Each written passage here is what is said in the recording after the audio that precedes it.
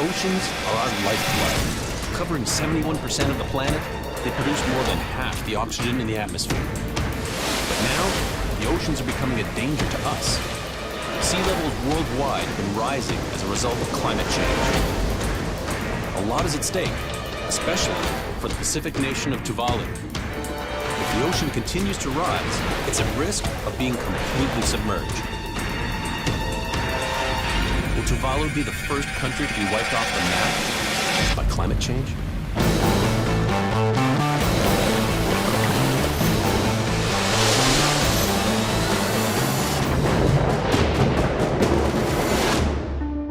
Our oceans are vast, spanning 2/3 of the planet and accounting for 97% of our water. But now, our seas have become monsters because of climate change.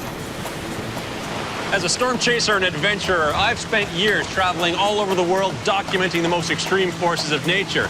But now, I'm going after the bigger picture of climate change. In the last 5 years, I've witnessed increasingly violent storms, flooding, and hurricanes that have devastated communities in Thailand, the Philippines, and the USA. More and more, I'm seeing that much of our extreme weather is directly connected to climate change. Scientists agree that oceans are getting hotter and higher, making them unpredictable and dangerous.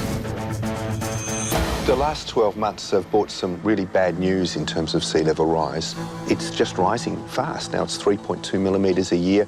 Places like Tuvalu and the Pacific Islands, the low-lying atoll countries, are in real trouble. I mean, they will go under the sea. At some point this century, they'll go underwater. I'm on my way to the tiny island nation of Tuvalu to investigate this firsthand. Located in the Pacific Ocean, midway between Australia and Hawaii, Tuvalu is a cluster of 9 islands.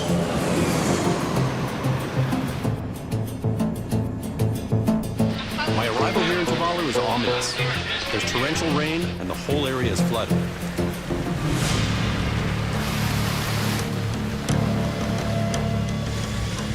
This is the wet season, and we're in an area that's a South Pacific convergent zone where you've got different wind currents coming together, which then go up, creating rain and thunderstorms and tremendous amounts of flooding, it seems. With only 10 square miles of dry land, Tuvalu is one of the smallest countries in the world.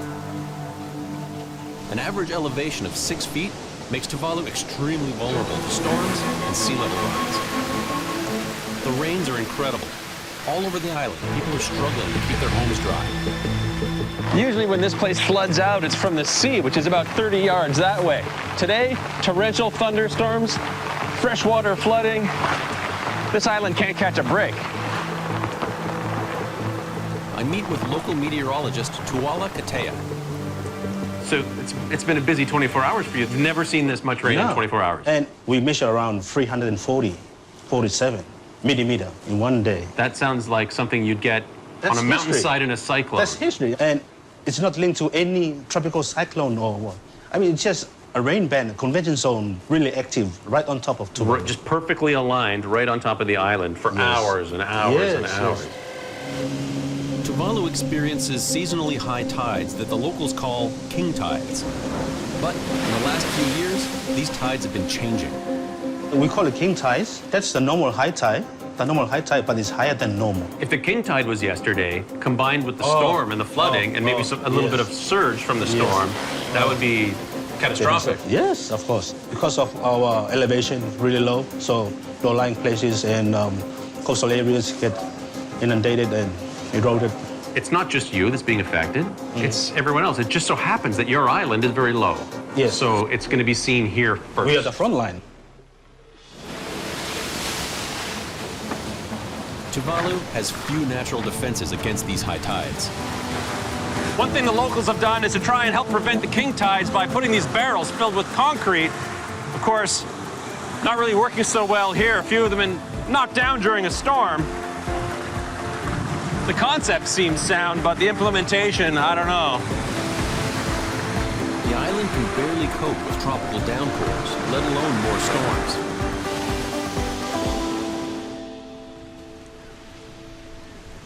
This one has finally passed. but the damage on the island is long-lasting.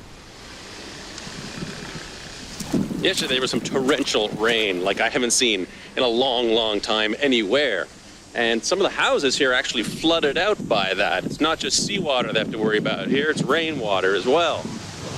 So this place got totally flooded out yesterday? Yeah, starting at 8 o'clock last night, the water started coming in and the family were totally sleeping. They didn't know what was happening till the neighbors called out. So around about 8, the water was all over here, going inside. It was flooded everywhere. Let's take a look. Wow. Everything is up on tables. This is the first time that they have experienced this and have been evacuated. They just put up everything that are useful for the family, like the refrigerators and everything, are put up high. Where did they end up going? They went up to the Tuvalu Red Cross. Like many of the houses in Tuvalu, this house is located only 160 feet from the shore. So could you imagine, with 5,000 or so people on this island, a major catastrophe? If we have a 2 meters high king tide, it will just destroy us all. The global sea level has been rising at a rate of 0.14 inches per year since the early 1990s, roughly twice the average speed of the preceding 80 years. It's a dangerous scenario. In the last century, the planet's temperature has risen at an alarming rate. Scientists have shown that human activities are driving temperatures up with our reliance on fossil fuels that emit greenhouse gases. As those gases trap more energy from the sun, oceans absorb more heat and expand. Climate scientists predict global temperatures will increase by 2 to 11 degrees Fahrenheit by the end of the century. Higher temperatures are also leading to increased melting of glaciers and polar ice caps, resulting in greater runoffs into the ocean and increasing sea levels. I asked climate scientist Elizabeth Holland more about the data. We looked at solar radiation, we looked at rising sea level, we looked at the temperature of the oceans, we looked at the temperature of the atmosphere, we looked at the temperature of the land. Warming is unequivocal. We've been able to say more and more strongly that humans are causing the warming. As ocean surface temperatures heat up, scientists predict an increase in the number of intense storms. The islands of Tuvalu are so low-lying and small, only 400 yards at the widest point, that they could easily be submerged. This is basically it. I'm surrounded by ocean on 3 sides of me with just a tiny spit of land connecting me to the island. Probably the most vulnerable point on one of the most vulnerable islands. You've got the lagoon side over here and the ocean side here. It's all converging on this one tiny spit. One thing that scientists are certainly in agreement about is that a lot of the heat that's trapped by greenhouse gases is getting absorbed by the oceans. Let's see how warm the ocean is today. Okay, so just over 80 degrees. As the water heats up, it will expand, and that actually contributes to global sea level rise.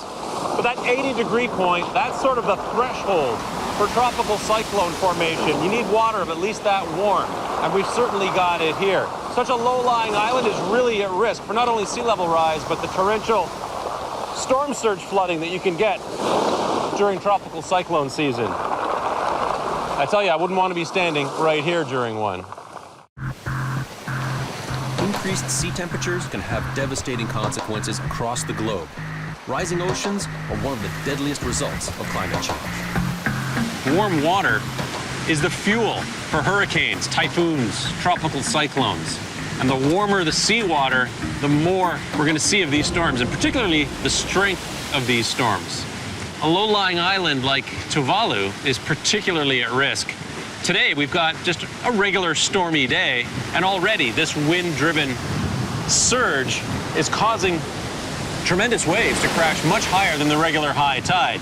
So to be on this island during a cyclone, it would totally swamp the island, and they do get cyclones here.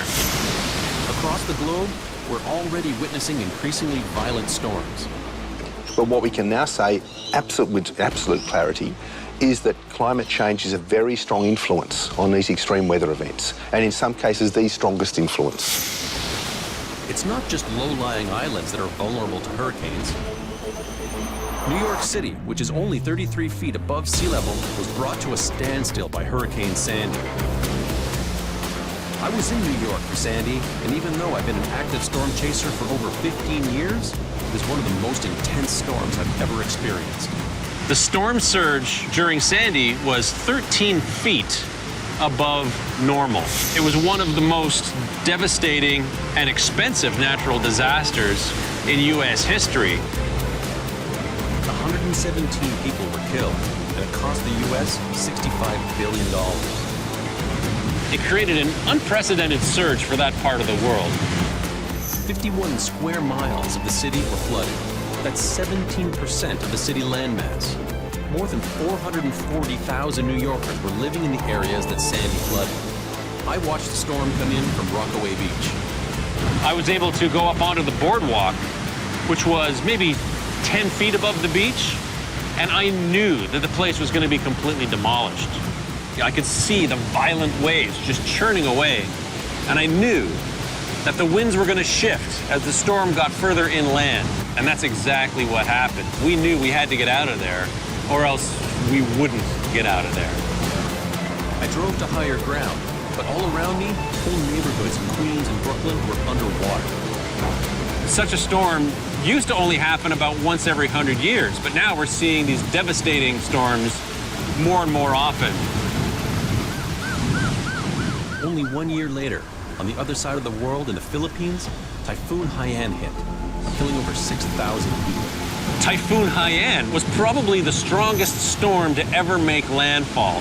It was a Category 5 typhoon that hit the city of Tacloban directly.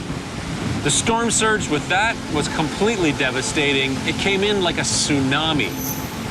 The Philippines gets hit quite frequently. They're used to typhoons. They've never seen anything like this one. It was so devastating that it was almost beyond comprehension, the level of damage and destruction that was caused by this storm. And I think that as sea levels get warmer and higher, it's inevitable we're putting ourselves at greater risk to the wrath of these marine storms, whether it's a hurricane, a typhoon, a tropical cyclone. They're all feeding off of this warm ocean water. And the sea surface temperatures have just been going up and up and up. It's not a matter of if, but when a major coastal city like Miami or Tampa gets hit by a major hurricane. The danger on Tuvalu isn't just from these massive storms. There's also a serious threat from below.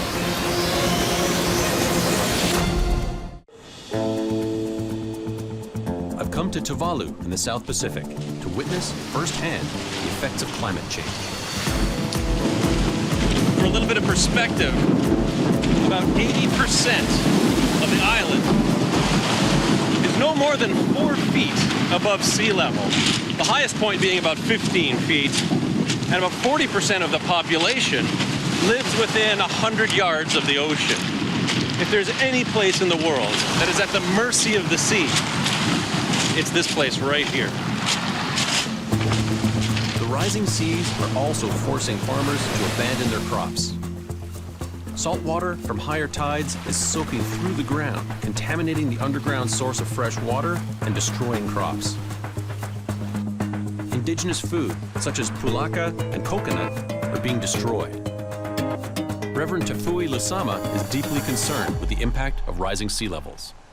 If salt water intrudes into it, it kills all our traditional plants. Land and the sea are the sources which sustain our livelihood daily.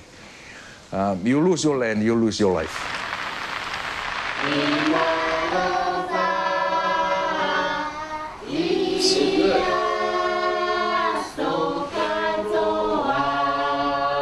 Tonight, I'm joining the Tira Taula family for a traditional home-cooked meal. But foods like this are becoming harder to harvest. This is a steamed fish. Definitely very hot. Red fruit and banana with talolo, cooked with talolo. Local foods may soon be a thing of the past.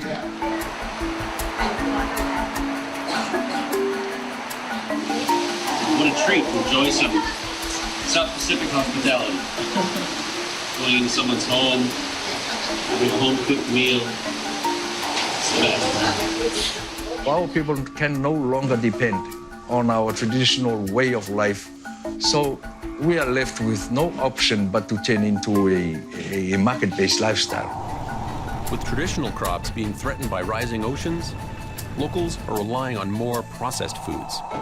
With all of these changes that have been going on, it's become more and more difficult for the farmers here to grow some of the traditional food crops. And especially since World War II, they've become quite dependent on foreign-made processed food, and doesn't really help them in their struggle for food security, which is becoming a big issue here in Tuvalu. The country now imports 80% of its food, which is costly to the islanders. We're Pacific Islanders. We have a lot of ties to our land, our ocean. Our identity is very much built around how we relate to our land, how we relate to our ocean, and all of that is threatened, right? People have lived in Tuvalu for 2,000 years, but some islanders are now leaving, scared that climate change and rising sea levels will make life on the island nearly impossible. Our identity as a people will disappear, will die out. If I am relocated because of climate change and my country has gone down, where do I belong? I have no roots. Tuvalu is not responsible for the catastrophe it's facing. It's no surprise the largest emitters of man-made greenhouse gases are the world's largest countries: China, the United States, the EU, and India. Here in the islands, we contribute the least to greenhouse gas emissions, yet we're the most affected. Tuvalu, the fourth smallest country in the world, has almost no carbon emissions, but they're at the front line. As those in the developed world drive their cars and turn up their heat or decide to build one more coal-fired power plant, it is the Tuvalus of the world that will go underwater because of those choices. Environmental activists are taking up the cause, encouraging the people of the Pacific Islands to fight for changes on a local and global scale. In 2014, they took their fight to Australia and blocked the largest coal port with canoes to make their voices heard. Right now, that's the message that we want to get out there. Climate change is real, we are living with it, and sooner or later the world needs to change if we don't start demanding that the world transitions to more renewable sources of energy. There's no plan B. There's no plan B, there's no planet B. But Tuvalu is fighting back. In an effort to hold on to their island, the locals have raised money from an unlikely source. Each country has its own internet suffix. .de for Germany, .au for Australia, .ca for Canada. Well, here in Tuvalu, they've got .tv. And .tv has become so popular, especially amongst people in the television world, that it has quite an appeal. The money raised by selling the suffix goes into repairing roads, improving barriers, and planting mangrove trees to fight against coastal erosion. If worse comes to worst and Tuvalu disappears under the waves, that suffix will still exist, creating what could possibly be the world's first virtual country existing only in cyberspace. While Tuvalu is disappearing, it's far from alone in its coastal erosion. The problem is not confined to Tuvalu. It's not peculiar to Tuvalu only. It's a global problem. The Maldives are also under threat. A unique archipelago made up of 2,000 islands could almost disappear into the sea by the end of the century if nothing is done to curb global warming. It's not just low-lying island communities that are at risk.